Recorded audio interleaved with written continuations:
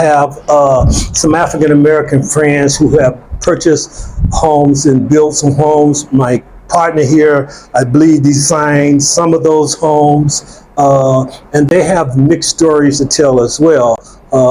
Perfect example, my friend who bought some land in McCarthy Hill. Okay. And as soon as he started to develop that land, he realized there were 2 or 3 other people claiming to have ownership of that land. Wow. Fortunately for him, he did his due diligence and he recorded all of the required documents. So when it went to court, he won the court battle. Right. But there are some stories I know of where some African Americans have bought some land, started to develop, and they were either intimidated to walk away from the land, or they went to the court, and for whatever reason they were not successful.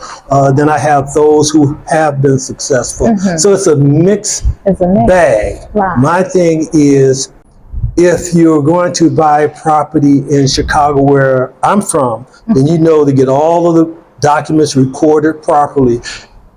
Other words, do your due diligence, and when you come to Ghana, don't leave your common sense at home.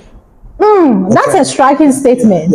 Yeah, I find that a lot of, especially tourists, sometimes they come, they out in the city just counting money as if they would do that in Chicago, where I'm from. And if you did that in Chicago, you may not see the next day. Right. Minimally, you and your money will part company. Okay. So, like I said, if you do your due diligence, use your intelligence, when you are acquiring land, when you're acquiring property, and you have an attorney and a reputable realtor, you should be okay. Okay. You should be okay. How about, I mean, people who have tried to buy properties, already built properties? What experiences do you have to share in that regard? At the moment, Ghana's real estate market is in a bubble. Yes. Okay, there's a lot of real estate developments going on here and there. Now, given your background in real estate, what experiences do you have to share with regard to what you have seen in Ghana so far? What I've seen, it spans from the little one-room self-contained to large mansions. Right. Okay. Ghana, the real estate here in Ghana, when you have a nice home here in Ghana, compared to some of the comparable homes in the U.S., I would prefer the Ghanaian house if it was built correctly, because they are built to last. I like the fact that you use more concrete and cement than, let's say, where I'm from, where we use bricks. Okay. We do use concrete house, but for the most part, it's frame or brick homes. And my experience of a brick home is no more sturdier than a frame home if you built the frame home correctly. In one of our earlier conversations, you made a point regarding a friend who tried to acquire some property at East Legon. Which is an individual that I've known for years. And he bought some property, a house and a business that he was buying a few years ago. And he called me because Richard knows me. He's been knowing me for years. He used to live in Chicago. So when he was ready to buy those pieces of property, he called me to come and do the inspection because he knew I was coming every year. So I told him when in a couple of months I'll be here. So I did the inspection for him, and I saved him quite a lot of money. Right. So Robert, there are a number of our viewers, so a number of my friends who are watching now, who are in the diaspora. They're putting up properties in Ghana, and we all can share one experience or the other with regard to not being around to supervise your own work and how difficult that can be at sometimes. I'm sure you have stories to share in that regard. Yes. It makes no sense to buy a house that's going to cost, which in most cases is the biggest investment that most families are going to make in a lifetime.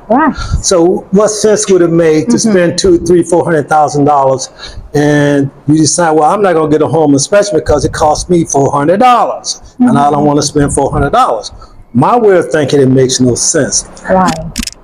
If you get the home that you're thinking about purchasing inspected by a reputable home inspector, believe me, you'll be, in most cases, you'll be happy you did. Out of the 13 plus years I've been doing home inspection, I have never did a home inspection and didn't find nothing wrong with that house. Okay? In some cases, very minimum. Right. Okay, but in a lot of cases, you find all kind of problems with the house that your uncle or your contractor that have not been trained the way home inspectors have been trained to look for those things that's not obvious and point those out. Okay. So do yourself a favor. Spend the extra money to get a home inspection. Right. Believe me, you'll be happy you did. There's nothing worse than uprooting your family, whether or not you're an immigrant or you're an expatriate, to come here, open up that door, find out that some of your outlets are not working, your plumbing is all messed up, you got a leak in the roof, and then someone just pointed out a large crack in what the portion of the foundation they can see. Right. If you had a home inspection before that, then that would have been information you can take back to the seller and say, listen, this is what my home inspector found. Here is a list. I either need you to make those repairs or give me the money. Two options: make the repairs or give me the money. So once I close, I can make the repairs or reduce my closing costs to purchase this property by the amount that it's going to take me to make the repairs. Those are the three options. But if you don't arm yourself with the information before you sign on that dotted line, before you give your last dollar, it's too late at that point. The problem is yours. There's no house going to be problem free. But you don't want to move into a house day one and find out you got many problems. So I would strongly recommend pay the extra money, which is about what you would pay to take your sweetheart, your wife, your husband, or your family out on a good date or whatever. And have peace of mind. Peace of mind. I cannot overemphasize the importance of getting a home inspection. Normally, let's say a 3-bedroom, 3 or 2-bathroom garage and a few other amenities, it may take 3 to 4 hours to do that inspection. Because in order to do a proper inspection, I have to test everything. Perfect example, these windows, okay? How would you like to come here and find out that this window doesn't lock? It doesn't lock, right? It's cracked. Okay, you don't want to close on the deal and find out when the window doesn't lock, the bars are easily open, the window is cracked after you have closed on the deal. It's too late now. That is your problem. You know, so with a home inspection, most things, especially those things that are seen, will be detected by the home inspector. Give us top 3 red flags that people should never ignore when buying a house. If they had the equipment to test these outlets, so I'm going to start with safety hazard issues. Because as it says, safety hazard. You need to know whether or not these outlets are properly grounded. Before you become the grounding. And at that point, it's too late. So there could be a few issues with that. Maybe it don't work at all. Maybe the open ground. Maybe the hot neutral, which means they got the wires reversed. And you start sticking stuff in, you're getting it popping and fire and stuff that because it's the wire. So that's very important.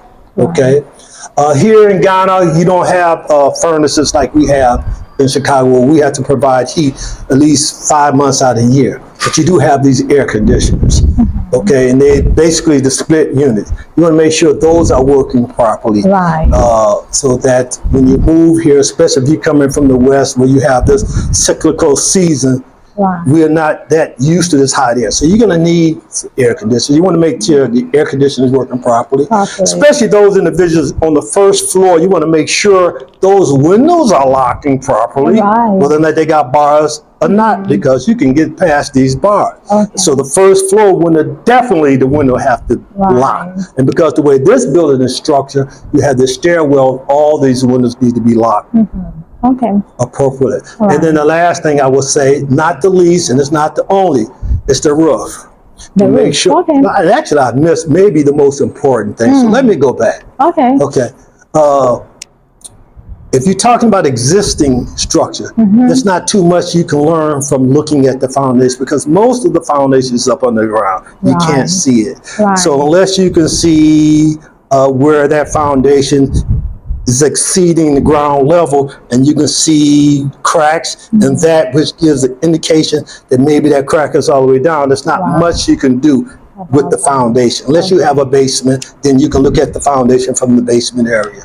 But it's very important, because everything that's above that ground, that foundation is its support. And if you don't get that right, it's just a matter of time. Your settling cracks are going to be more, and you'll start realizing that your floors will start shifting.